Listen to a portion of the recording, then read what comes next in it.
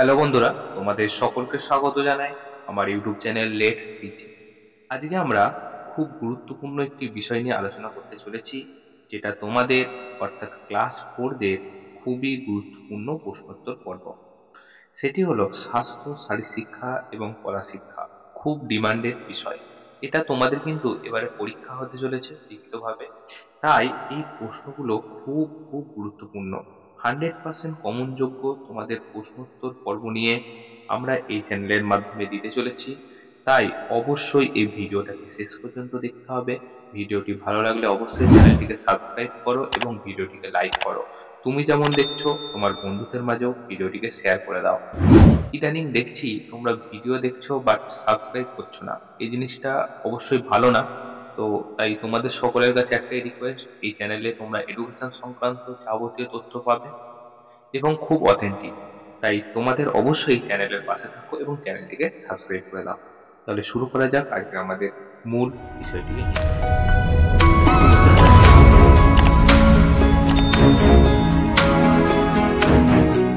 এবারের যে পরীক্ষাটা হতে চলেছে তোমরা সকলেই জানো এর পূর্ণমান কত 50 এবং সময় 1 ঘন্টা 30 মিনিট।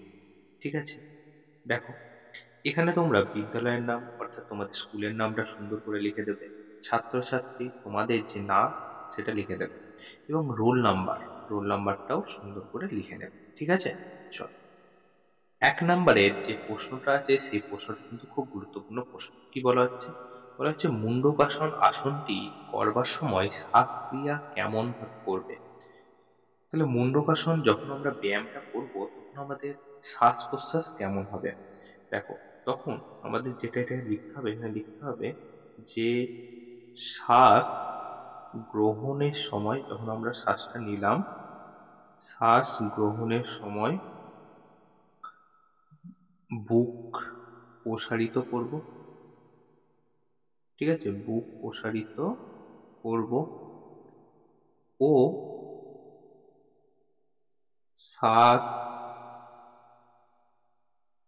ছাড়ার সময় শরীরকে শরীরকে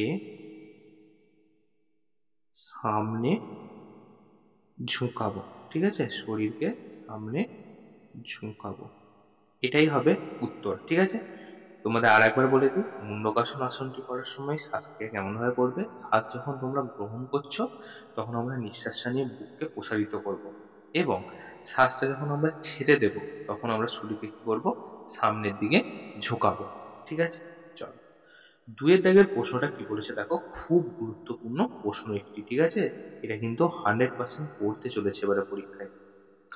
বলছে রোজ কতবার ও কিভাবে দাঁত মাজা উচিত। তাহলে রোজ কতবার, আমরা দিনে 2 বার আমাদের অবশ্যই দাঁত মাজতে হবে দাঁত ভালো রাখতে। সেটা কখন, সকালে ও রাতে খাওয়ার পর। ঠিক আছে, সকালে ও রাতে খাবার পর অবশ্যই কিন্তু আমাদের দাঁত মাজতে হবে। আর কি, কিভাবে আমরা দাঁত মাজবো, 2 মিনিট মতো, কমসে কম 2 মিনিট। ঠিক আছে, আমাদের কিন্তু দাঁত মাজতে হবে। ঠিক আছে, দাঁত মাজতে হবে কমসে কম 2 মিনিট। আর ব্রাশটা যেন, ঠিক আছে, আমরা যে ব্রাশ ব্যবহার করব সেই ব্রাশ কিভাবে হবে, উপর থেকে, দাঁতের উপর থেকে নিচের দিকে নামবে, দাঁতের উপর থেকে নিচের দিকে নামতে থাকবে। এইভাবে আমাদের কিন্তু দাঁত মাজতে হবে। তাহলে 2 এর দাগের প্রশ্নটা আরেকবার বলছি, রোজ কতবার ও কিভাবে দাঁত মাজা উচিত। প্রথমটা উত্তর হলো দিনে 2 বার দাঁত মাজবো আমরা, সকালবেলা ঘুম থেকে ওঠার পর এবং রাতে ঘুমাতে যাবার আগে অর্থাৎ খাবার খাওয়ার পর দাঁত মাজতে হবে। এবারে কিভাবে দাঁত মাজবো, 2 মিনিট দাঁত ব্রাশ দিয়ে দাঁত মাজতে হবে এবং ব্রাশ উপর থেকে নিচের দিকে আসবে। এটা কিন্তু খেয়াল রাখতে হবে। পরের প্রশ্ন দেখো, বলছে রক্তাল্পতা রোগ হলে কিরকম খাবার খেতে হবে। রক্তাল্পতা কি, রক্তাল্পতা মানে শরীরে হঠাৎ করে রক্ত কমে যাওয়া। এই যে রক্ত কমে গেলে, হ্যাঁ, তখন মানুষের কি হয়, দুর্বল হয়, হাতের নখ নখের কাছটা সাদা হয়ে যেতে থাকে, ঠিক আছে, নখগুলো চামচের মতো বেঁকে যায়, এরকম দেখতে পাওয়া যায়। তো এই রক্তাল্পতা রোগেতে, এই রক্তাল্পতা রোগকে ভালো করতে গেলে আমাদের প্রথমে কি খেতে হবে, যে খাবার খেতে হবে সেটা হচ্ছে আয়রন যুক্ত খাবার খেতে হবে, ঠিক আছে, যাতে আয়রন যুক্ত খাবার। তাহলে এই আয়রন যুক্ত খাবার আমরা কোথা থেকে পাবো? এই আয়রন যুক্ত খাবার আমরা পাবো, দেখো, ডিম পাবো, ডিমেতে থাকবে, ঠিক আছে, মাছ, তারপরে পালং শাক, আমরা এখন শীতকাল চলছে, আমরা এখন পালং শাক পাই বাজার থেকে, পালং শাক, সবজি, ঠিক আছে, তারপর বাদাম ইত্যাদি যে বীজ আছে, ঠিক আছে, যেমন হচ্ছে ধরো বিভিন্ন যে ডালগুলো হয়, মসুর ডাল, মুগ ডাল, অড়হর ডাল, এইসব ডাল থেকেও কিন্তু আমরা আয়রন যুক্ত খাবার পেয়ে থাকি, ঠিক আছে। রক্তাল্পতা রোগ হলে আমাদের যে খাবার খেতে হবে তার মধ্যে প্রথম হলো আয়রন যুক্ত খাবার। সেই আয়রন যুক্ত খাবার আমরা কোথা থেকে পাবো? ডিম, মাছ, পালং শাক, সবজি, বাদাম ইত্যাদি থেকে আমরা পেয়ে থাকবো, ঠিক আছে। দেখো, 4 নম্বর প্রশ্নটা খুব গুরুত্বপূর্ণ প্রশ্ন। ডায়রিয়া রোগীকে প্রথমে কি খাওয়াতে হবে? ডায়রিয়া রোগী কি ব্যাপার? ডায়রিয়া রোগী হলে বা কারোর ডায়রিয়া হলে ঘন ঘন পায়খানা হবে এবং বমি হতে থাকবে। তো এই ডায়রিয়া রোগীর ক্ষেত্রে আমাদের কি খাওয়াতে হবে? যখন তার পায়খানা হচ্ছে মানে কি, তার শরীর থেকে প্রচন্ড পরিমাণে জল বেরিয়ে যাচ্ছে। এবারে জল যদি বেরিয়ে যায় তাহলে তার ডিহাইড্রেশন হয়ে যাবে। তাহলে সেখান থেকে তাকে বাঁচাতে গেলে তাকে কি করতে হবে? তাকে প্রথমেই তাকে প্রচুর পরিমাণে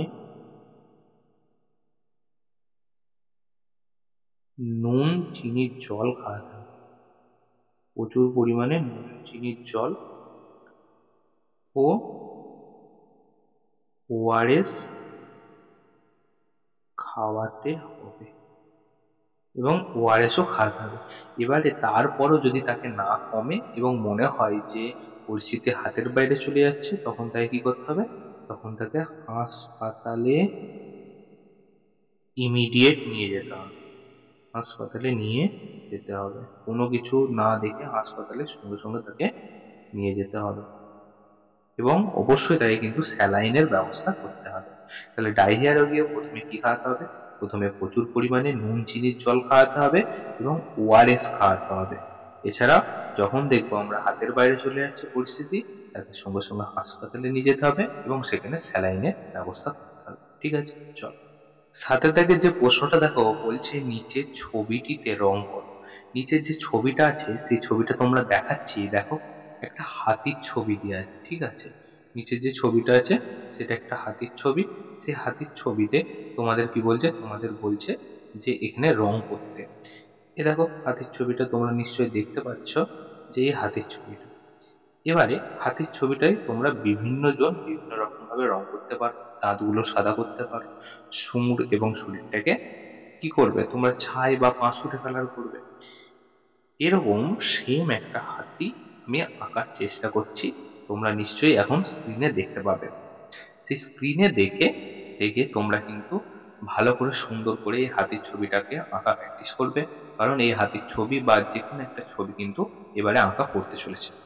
তাই অতি অবশ্যই তোমরা কিন্তু হাতির ছবিটা আঁকা প্র্যাকটিস করো। এছাড়াও এই যে হাতির যে পা দেখছো, এই নখগুলোকে তোমরা সাদা করে দিতে পারো।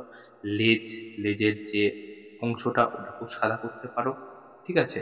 আমি ছবিটা দিয়ে রাখা আছে, দেখতেই পাচ্ছ তোমরা স্ক্রিনে, অবশ্যই সেটা দেখে প্র্যাকটিস করো, ঠিক আছে। চল, তাহলে বন্ধুরা, আজকে আমরা তৃতীয় পর্যায়ক্রমিক মূল্যায়ন 2025-এর স্বাস্থ্য, শারীরশিক্ষা এবং কলা বিষয়টি নিয়ে আলোচনা করলাম চতুর্থ শ্রেণীতে। তো এই প্রশ্নগুলো খুব গুরুত্বপূর্ণ এবং 100% কমনযোগ্য প্রশ্ন। অতি অবশ্যই তোমাদের ভিডিওটা শেষ পর্যন্ত দেখবে এবং ভিডিওটা ভালো লাগলে অবশ্যই চ্যানেলটিকে সাবস্ক্রাইব করো এবং ভিডিওটিকে লাইক করো। তুমি যেমন দেখছো তোমাদের বন্ধুদের ভিডিওটিকে শেয়ার করে দাও। আবারও বলি, এই প্রশ্নগুলো কিন্তু পর্ষদ থেকে নেওয়া বিগত বছরের প্রশ্ন। খুব সুন্দরভাবে প্রশ্নটাকে অ্যানালিসিস করলাম। তাই অবশ্যই ভিডিওটিকে একটি লাইক করে দাও। তাহলে দেখা হচ্ছে অন্য কোনো ভিডিওতে, অন্য কোনো দিন। After all, thanks for watching. Best of luck.